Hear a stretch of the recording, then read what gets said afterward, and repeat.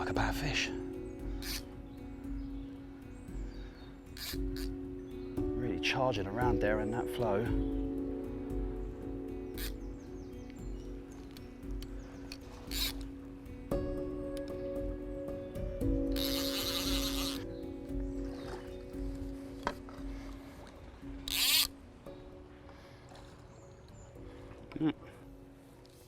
So it's nice to come down here, barbel fishing, and you can fish for about 60 pence. That's all it costs for a loaf of bread, and such an underused bait for barbel, but proof's always in the pudding. Not a bad start, a few hours spare this morning, so I thought why not just grab a rod, very light tackle, come down here, give it a good go. This little guy, first proper cast in amongst the ranunculus runs. Bread was going through quite nicely, and this one's picked it up. So I can't complain with that as a start, and fingers crossed there'll be plenty more to go.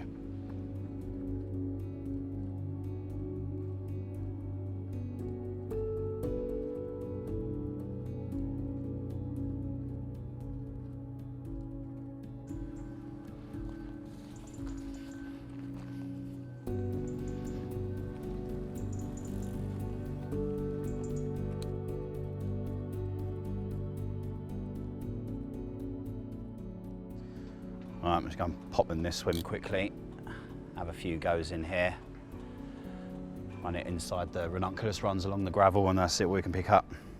Trust the old bread once again. Barbel have been known to take bread off the top of weed as well. It doesn't have to be perfectly on the bottom if they're feeding confidently. Sometimes they're very happy to take it mid-water, or even off of stuff like weed and rocks. Well, for me, smaller rivers is what I'm used to mainly. I grew up fishing rivers similarly to this, and I felt that when you're fishing rivers like this, where they're clear and they're relatively low and shallow, is actually you can really sharpen your approach on how you target fish. Like here you have the ability to look at carp here, just sat behind a ranunculus drifting in onto the sands. Or you can watch barbel, you know, turning and thrashing on gravels, and being able to look at the way that they behave in the water, whether you're fishing for them or not. It's also how they approach baits in places where they maybe get targeted a bit more. I love the fact that where it's clear and shallow as these rivers are, you get the opportunity to learn all of that. On bigger rivers, you might not necessarily get that chance.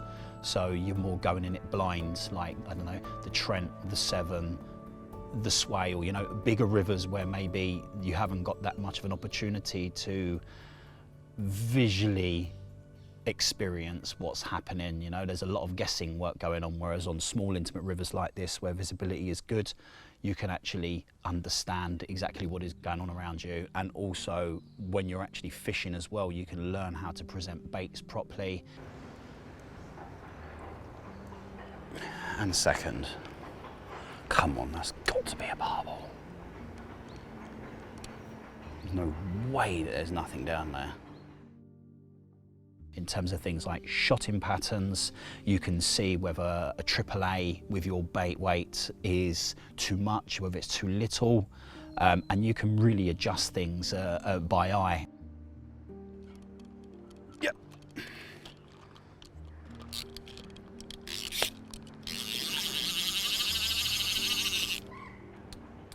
Not a biggie, but it's a fish.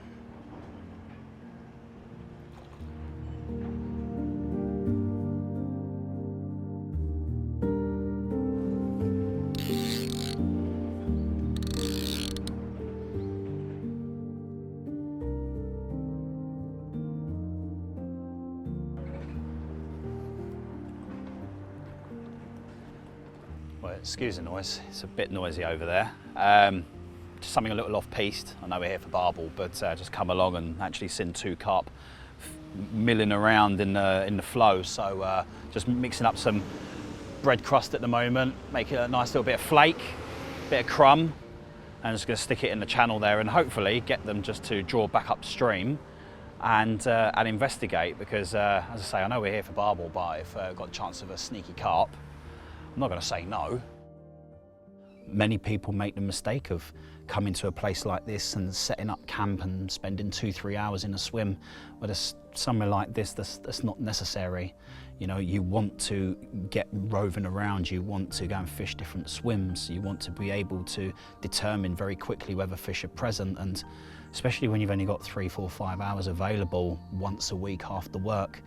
If you're a busy family man like I am myself, you know, time is tight. So I just dropped into this swim here.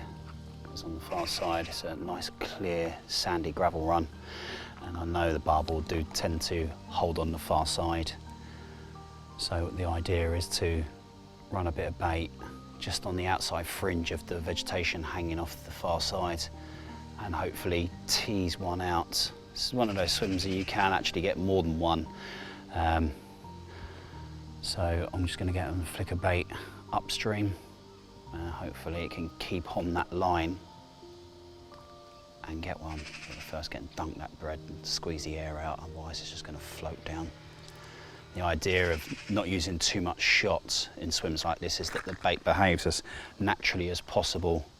Last thing I want to do is for it to be juttery, where the shot is just too heavy and it's gripping on the bottom. I want it to flow through with minimal adjustment on the line.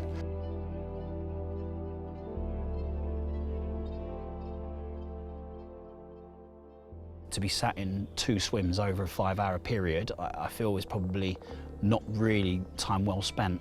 Whereas if you're roving around and you can do 10, 12 spots, you know, there's a very strong likelihood that you will find more fish, therefore hopefully catch more fish as well. And with the refined approach, coupled with the fact that you're moving around, you know, you should be able to put more fish on the bank. So quite often when I go into a swim, I won't actually feed at all, but in swims like this where I know chub are often present, I tend to actually just put a little bit of bait in first of all to see if I can get the chub to commit. Normally if the chub are committing, there'll be barbel also present as well, but I do find in these swims, you either get both or you don't get either, which is quite strange because that's not normally what it's like on the river in general. It just seems to be this general area here, so it is a bit odd. But I have found that if you do start to get a little bit of bait out here and get the chub feed in, the barbel will tend to be given away by the chub's presence. So that'd be my reason for doing that here. And also sometimes as well, there's quite a few carp loitering around like there was downstream. It tends to be anywhere where there's a bridge, the carp do tend to be present. Again, I don't know why, but it's always a good thing to bear in mind. And whenever you're also fishing a river like this, you'd think, oh, it doesn't look that snaggy, you know, it's a bit weedy and that, and you don't necessarily want to fish too great a tackle. Train. So you'll come onto a river like this and you think, oh, well, it doesn't look that snaggy, it's just a bit weedy, I'll probably get away with using some light gear. Problem with doing that is there are some decent carp in here, upwards of the 20-pound mark as well in some places.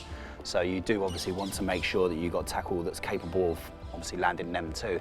But also the barbel in here do fight really, really hard. And in the summer as well, you don't necessarily want them to be fighting for 5-10 minutes. You want to try and get them in as quickly as you can. So with slightly more stout gear, like what I'm using today, you've got that option in order to play them a little bit harder and get them in. I haven't seen anything rise downstream. Normally they're almost instantaneous. So I'm not entirely sure there is anything down there on the munch. I don't know, it might be worth a couple of casts, but you never know.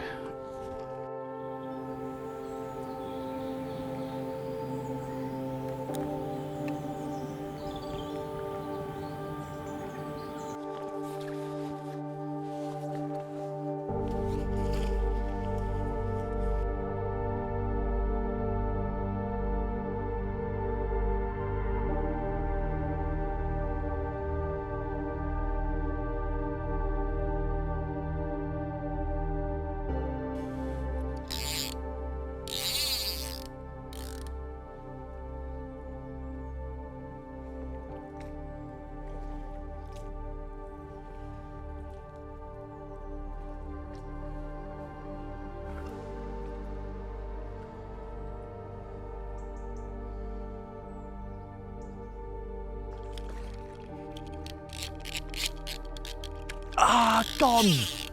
No! Disaster.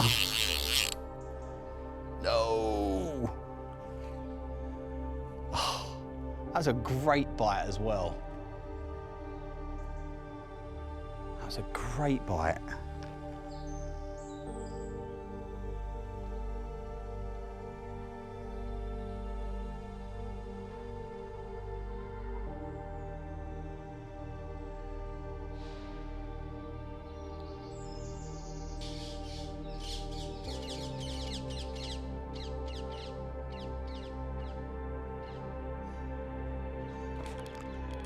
Got that one.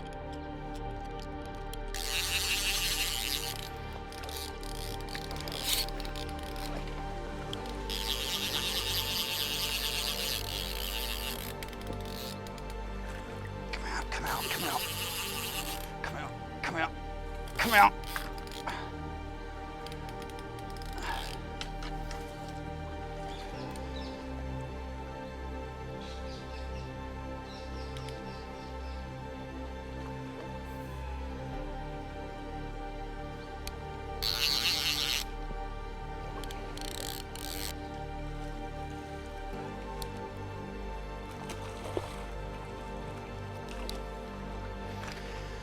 Yes,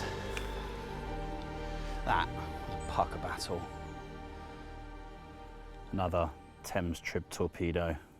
Didn't have an awful lot of joy in that spot before this came along. Lost one first cast and then managed to pull out of another one. God knows how I managed it, but third time lucky. Again, nice young one and in fighting fit condition. This is great to see.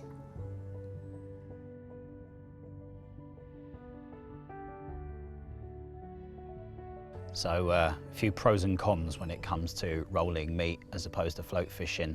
So rolling meat, probably my biggest one is topography of the river. So when you're rolling meat, once you've got your shotting pattern right, you can work different depths all the time. You can be rolling in 2 or 3 foot of crystal clear gravels and then all of a sudden it'll drop down into a bowl which is 5-6 feet. The weighted meat or bread will run down into that bowl and it will hug the bottom as long as you give it the line in order to do so, whilst keeping enough tension for your bite indication. One thing when you're float fishing, which obviously is another way of actually targeting barbel, is the fact that when you get that drop in or rise in bottom height, depth, is that you won't be able to fish effectively. Rolling meat enables you to do so, and even though you do get occasionally a belly in the line, which can sometimes take you slightly out of direct contact with the bait, I think more often than not, the way that you actually line that bait up where you want it to go, more often than not, it will keep on a rough line, just making sure that you manage that arc, because if you don't manage the arc, what will happen is your bait will actually track closer in as it goes down through the run. And in order to do so, you can feed line out, but as long as you stay in tension with it. Unfortunately, on like a river like this, there are a few little bits and bobs in the water that probably shouldn't be there, which is obviously caught on the line. I've had a bite, and unfortunately I've not been in direct contact with the fish, therefore struck when I felt the bite, but where I've had too much line between myself and the fish, I've not been able to get through that belly of line to get that direct contact in order to hook the fish. So that has unfortunately cost me a couple of barbel, but inevitably that is going to happen when you've got snags and things like banks of weed in the way. That bit of metalwork. As I say, it's not quite the Hampshire Raven, this place, I'm afraid.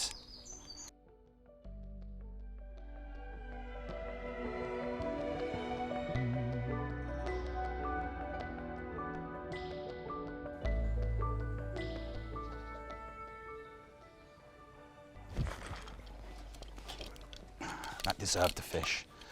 That cast was... God,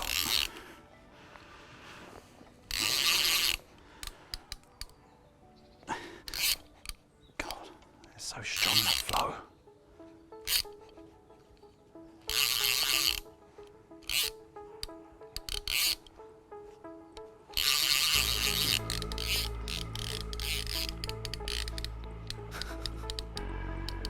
just give it, don't they? They just keep going.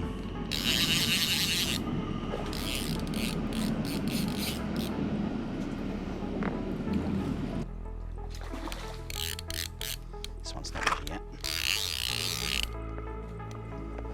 3, 2, 1. Fantastic.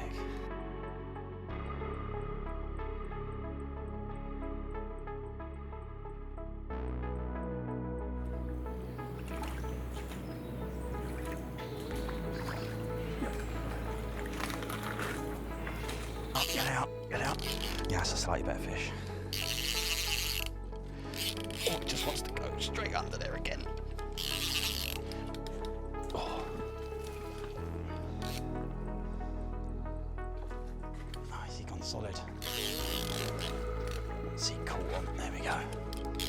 Went behind a rock. That's a better fish.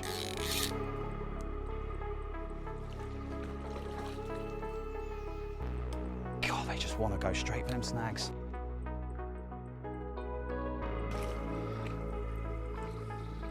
It's a very light coloured barb. And not normally that colour. Bit of an older fish, this one as well. The skin feels like leather and quite bleached out considering what most of the barbel one here are like. So it's nice to actually see one of the old guards still knocking around. Not a big fish, but it's got loads of little nodules on its barbules as well, almost like extra tentacles. But this one's well rested. Just thought we'd get her out quickly, have a quick look, and we're going to slip back. So it's a nice fish. I believe that's barbel number 4.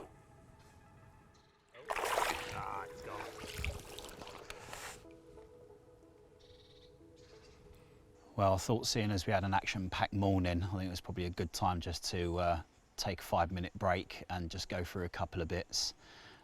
With the sun now getting a little bit higher in the sky, it's pretty warm. So yeah, we'll come and sit here in the shade for a bit and go through a few bits. First of all, weapon of choice. Some of those might be a little bit eagle-eyed to have noticed that this is a 1.5 pound test curve rod, which will be included within the video, and all those fights that you saw today were on this rod. It's probably the rod that's been missing from the range, and I really like a lighter rod for the smaller intimate rivers, and the 175 is definitely my all-rounder, but the 1.5 for me, where it's slightly softer action, so it's great fun for this sort of sport. You know, you haven't got masses of snags here, you've got plenty of nice clear gravel runs to run through, whether you're fishing static or rolling a bait. 1.5 is probably the perfect size. You've got enough beef if you do catch a decent barbel or a carp, but also it's not too heavy that you feel like you're not getting the sport that you want. You can see paired up with a centre pin. Obviously for the more intimate rivers or places where you feel comfortable using them, I would always use them simply because they just offer you a much better level of control. And also for me, by indication, is pretty good as well when you're actually using a centre pin, whether that's when you're fishing static, which is great fun because obviously you get the zip from the pin on the ratchet, but also when you're actually holding the rod and you're feeling for bites. For me, fixed ball reels in these sorts of situations are just a bit too cumbersome, but fixed ball reels definitely come into their own when you're fishing much bigger water courses where you got bigger casts, and a Wallace cast maybe just isn't suitable to get the distance you need, or if you're fighting much bigger rivers and a centre pin probably just doesn't quite cut it. This one being the 1.5 version of the range, there is also actually another one joining the range as well, which is the 2 pound test curve rod. So for the Barbel Specialist range rod, you'll have the 1.5, the 175, which is pre-existing, the 2, which is joining the others, and the 225, which is the most stepped up version, which will obviously be for bigger rivers and fishing floodwater.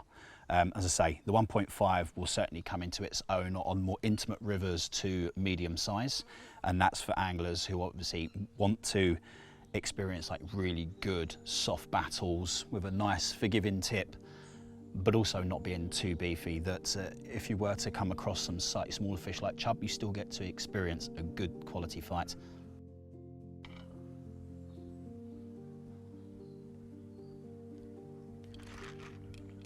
And we're in. God, let's get under them trees.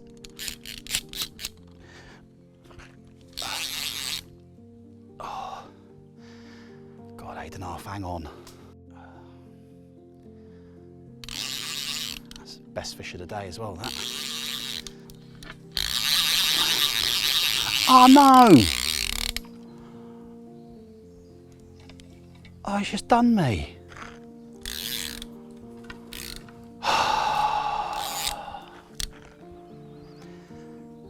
How unlucky can you be? There was no reason for that. Just literally dived into some snags and just shed the hook. I was gonna get something a bit bigger today, but the larger fish seem to have escaped today. So yeah, for any of those who are looking to go and do some fishing, get onto the rolling bread. That's where you want to be. Don't look here, it's just a bait for roach in the winter or chub. Barbel will have it too. So get on the rolling bread.